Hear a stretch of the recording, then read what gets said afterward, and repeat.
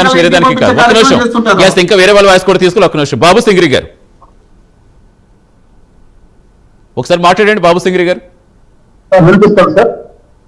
Yes చెప్పండి, అసలు ఏంటి, ఎలా చూడాలి? ఇప్పుడు ఆల్రెడీ వామపక్ష నాయకులు కొంతమంది డబుల్ ఇంజిన్ సర్కార్ పట్ల సామాన్య ప్రజలకు ఇది భారంగా మారిందని, కార్పొరేట్కి లబ్ధి చేకూర్చడం అందరూ కొంతమంది విమర్శిస్తున్నారు. దీన్ని ఎలా అర్థం చేసుకోవాలి? మెయిన్ గా ఏ ప్రభుత్వమైనా కార్మికులకు రైతులకు న్యాయం చేసే విధంగా ఉంటే డెఫినెట్ గా ఆ ప్రభుత్వం సక్సెస్ అయినట్టే. ఇప్పుడు వాళ్ళకి ఏ మేరకు లబ్ధి చేకూరుతుంది అనుకోవాలి? డబుల్ ఇంజిన్ సర్కార్ వాళ్ళకి ఎలాంటి ప్రయోజనం చేకూరుస్తుంది అనుకోవాలి? ప్రతి ఒక్కరికి సార్ ఇప్పుడు డబుల్ ఇంజిన్ సర్కార్ అంటే కేంద్ర ప్రభుత్వం రాష్ట్ర ప్రభుత్వం కలిసి పనిచేయచ్చు సార్. ఇది ఖచ్చితంగా వైఎస్ఆర్సీపీ పార్టీ ఉన్నప్పుడు సరిగా జరగలేదు కాబట్టి ఎలక్షన్ లో వాళ్ళు ఓడిపోయారు, మాకు అధికారం ఇచ్చారు. ఏం చెప్తారంటే సార్, ఒక ప్రభుత్వం అంటే ఏదో ఒక ఇష్యూ మీద లేదా ఒక స్టాండ్ తీసుకొని చేయడం కాదు కదా సార్. మీరు చెప్పినట్టు ఏంటంటే సంక్షేమం ఉండాలి, దాంతో పాటు అభివృద్ధి ఉండాలి. అప్పుడే అందరికీ సరైన అవకాశాలు దొరుకుతాయి, లేదా పని చేసిన వాళ్ళకి పనులు దొరుకుతాయి అనే విధాలు ఉంటుంది. ఇంత ఎగ్జాంపుల్స్ చెప్తాను. సారు మోహన్ రెడ్డి సారు అని చాలా సీనియర్, అంటే ఆయన ఏదో వాళ్ళ పార్టీ తరఫున వచ్చాము మనం డిపెండ్ చేసుకోవడం అన్నది కాకుండా కొన్ని నిజాలు మాట్లాడితే మన డిజైన్ ద్వారా కొంత ఉపయోగపడుతుంది. ఎందుకు చెప్తున్నానంటే ఇప్పుడు చంద్రబాబు నాయుడు గారు ఈవెన్ డెవలప్మెంట్ సంబంధించి కానీ సంక్షేమానికి సంబంధించి కానీ ఎలా డివైడ్ చేసుకొని ఒక ప్లానింగ్ ప్రకారం దానికి అంటే ఇప్పుడు ఏపీ ఇండస్ట్రియల్ డెవలప్మెంట్ సంబంధించి కార్పొరేషన్ సంబంధించి వాళ్ళు తీసుకోవడం కానీ అవన్నీ కూడా సార్ ఎలా మాట్లాడుతున్నానంటే 1 లక్షల పెన్షన్ల గురించి కూడా 2,720 కోట్లు 64 లక్షల మందికి పెన్షన్ ఇవ్వడం జరిగితే 67 నుంచి 3 లక్షలు తీసుకుని ఒకవేళ కొన్ని పెన్షన్స్ అయితే తొలగించిన మాట వాస్తవం కూడా ఉండొచ్చు. అన్ని రకాలు అవి ప్రతిసారి జరుగుతారు సార్. ఏంటంటే ప్రతిసారి ఏంటంటే పెన్షన్స్ అన్నెసరీగా డబ్బు వేస్ట్ అవ్వకుండా వాళ్ళు చేశారుగా 15 లక్షల మంది చేశారు. ఇలా ఎప్పుడైనా కూడా గవర్నమెంట్ మారినప్పుడు ఇలాంటివి చేయడం అనేది సహజమైన ఈ ప్రక్రియ. అంటే కానీ ఎవరికైతే లబ్ధిదారులు ఉన్నారో నిజంగా పేదవాళ్ళు ఉన్నారో వాళ్ళకైతే ఎవరికి తొలగించలేదుగా. అలా తీసుకొచ్చింటే తీసుకురండి ఏదో చూపించండి. అలా కాకుండా సార్ అంటే ఈ డబుల్ ఇంజిన్ సర్కార్లో 2 జరుగుతున్నాయన్నమాట వాస్తవం. కాబట్టి దానికి కొన్ని సైంటిఫిక్ ఎవిడెన్స్ కూడా నేను చెప్పదలుచుకున్నాను సార్. ఏదైతే నేషనల్ గ్రోత్ రేట్ ఏదైతే ఉందో ఈ సంవత్సరం 8.7 గా ఉంటే నేషనల్ గ్రోత్ రేట్, ఒక ఆంధ్రప్రదేశ్ గ్రోత్ రేట్ 11.9% గా ఉంది సార్. ఈ ఒక్క విషయం చేయాలి, అసలు ఆంధ్రప్రదేశ్ డెవలప్మెంట్ ఉంటుందా లేదండి. నేను చెప్పే సార్ మీరు గూగుల్ చేసినప్పుడు తెలుస్తుంది. ఇంత సింపుల్ విషయం. వచ్చి మనం ఏదో 50% గ్యాస్ తీసేసారు. దీపం పథకానికి ఎంతమందికి ఇచ్చారు సార్ సిలిండర్స్? అవన్నీ లెక్కలు ఉంటాయి కదా సార్. వాళ్ళ వెబ్సైట్ లో పెట్టుకున్నా మనం గుర్తు దొరుకుతుంది జీవో లేయడం కానీ, లేదా వెబ్సైట్ లో వాల్యూస్ పెట్టుకుని ఉండడం లేదుగా. ఈ వెబ్సైట్ లో సెర్చ్ చేయడం తెలుస్తాయి కదా. ఇంత ట్రాన్స్పరెంట్ ఉన్న విషయాన్ని మనం ఏదో సగం మంది పేపర్లు చేసేస్తున్నారు, ఇంకోటి చేసేస్తున్నారు. ఏంటి సార్, ఎన్ని రోజులు వైఎస్ఆర్సీపీ పార్టీకి 5 సంవత్సరాల పాటు అధికారం ఇస్తే 151 మంది ఎమ్మెల్యేలు ఒకే సింగిల్ పార్టీ డిస్ట్రిబ్యూట్ చేసింది ఏంటి సార్? రాష్ట్రం బయటకు మాట వాస్తవం కదా. లేదా మీరు ఏమైనా కొన్ని డెవలప్మెంట్ ఏమైనా చేశారా? నేను సింపుల్ లాజిక్ పేరు అడుగుతాను సార్. తిరుపతికి ఏదైతే మనకు సెంట్రల్ గవర్నమెంట్ నుంచి 10 years పాటు దీనికి ఫండ్స్ ఇస్తే ఎవ్రీ 1,000 crores ఫండ్స్ ఇస్తే దాన్ని మీరు తీసుకున్నారా సార్? స్మార్ట్ సిటీ ఫండ్స్ మీరు ఉపయోగించారా సార్? 5 సంవత్సరాలు ఒకసారి క్లియర్ చేశారు సార్. ప్రతి విషయంలో మనం వచ్చినప్పుడు బొబ్బట్లు లేదా గుడ్లు ఫ్యాక్టరీలు కాకుండా ఇంకేమైనా వచ్చాయి సార్? ఇవన్నీ మర్చిపోయి ఈ రోజు అంతా మేమే ఒడ్డు చేసాము మేమే చేసాము అని అంటే ఎట్లా సార్? ప్రజలు నమ్మరు కదండి. నేనేం చెప్తానంటే మీరు మాట్లాడేటప్పుడు కూడా కొంత వాస్తవాన్ని మాట్లాడండి. అట్లీస్ట్ 5 సంవత్సరాల పాటు ఉంటున్నాము, కనీసం కొంతగా మనం వాస్తవం మాట్లాడితే ప్రజలు దగ్గర అనే విషయం కూడా లేకుండా తిరిగి అదే ధోరణిలో ఉంటే మాత్రం ఖచ్చితంగా ఇంకొక 5 ఏళ్ళ తర్వాత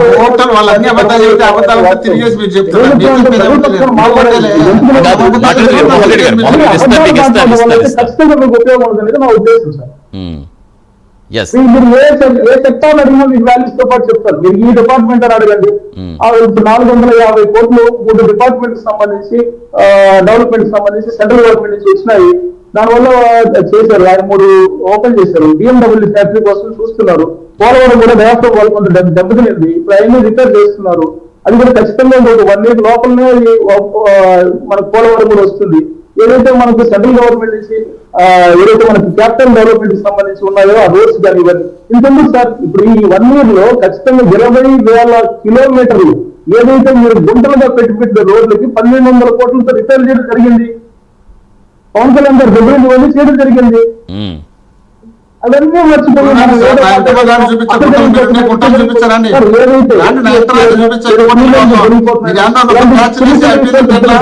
ఖచ్చితంగా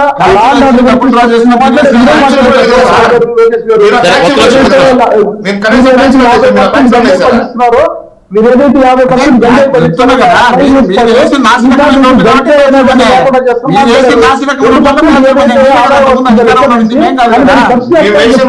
మీరు కూడా తిరిగారు.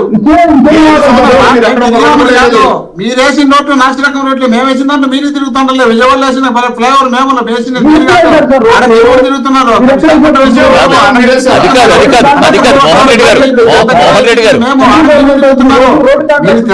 రాష్ట్రంలో ఉన్న ప్రజలతో పాటు అందరూ మీరు పెట్టుకుంటే 5 సంవత్సరాల పాటు రోడ్లు లేదు కాబట్టి రోడ్లకి ఇచ్చారు సార్ మనం. మీరు 3 సంవత్సరాలు కరోనా వచ్చింది. నాణ్యతలేని రోడ్లు వేసినారు కాబట్టే కదా పోయింది. మీరు నాణ్యతలేని రోడ్లు వేసి మీరు డబ్బులు డ్రా చేసుకుంటున్నారు కాబట్టి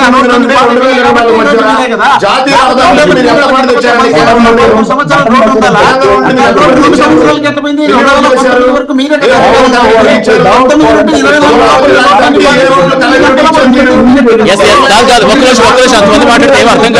రోడ్లేసి మీరు తినిపోయినారు కాబట్టి ఆ రోడ్లన్నీ పాడైపోయినాయి కాబట్టి మీరు దాన్ని దృష్టిలో పెట్టుకొని మా మీద విమర్శలు చేసి మీరు దాంతో సక్సెస్ అయినారు.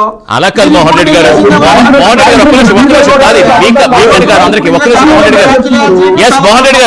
నా ఇంటి వచ్చి నేను కూడా బ్యాచ్లు చూపిస్తా బ్రహ్మాండంగా. అలా కాదు మోహన్ రెడ్డి గారు ఇప్పుడు ప్రభుత్వాలు శాశ్వతం కానీ పార్టీలు కాదు కదా, ఏ ప్రభుత్వాలు మారుతాయి.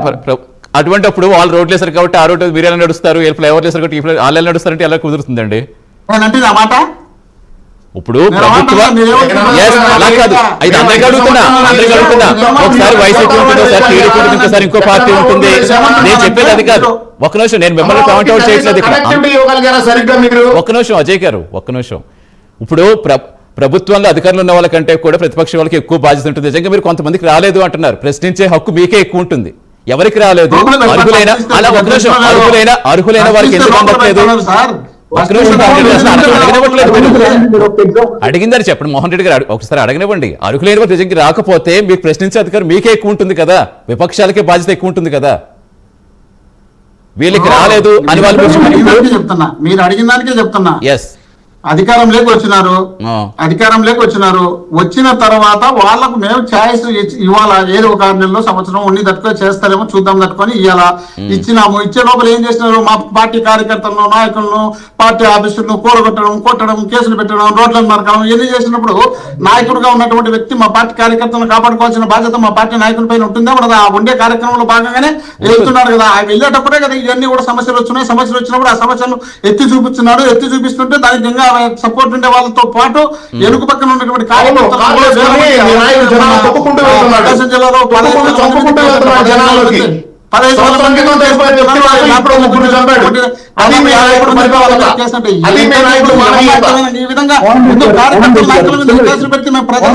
పోరాటం చేసేది ప్రజా సమస్యల పోరాటానికి వెళుతున్నప్పుడే కదా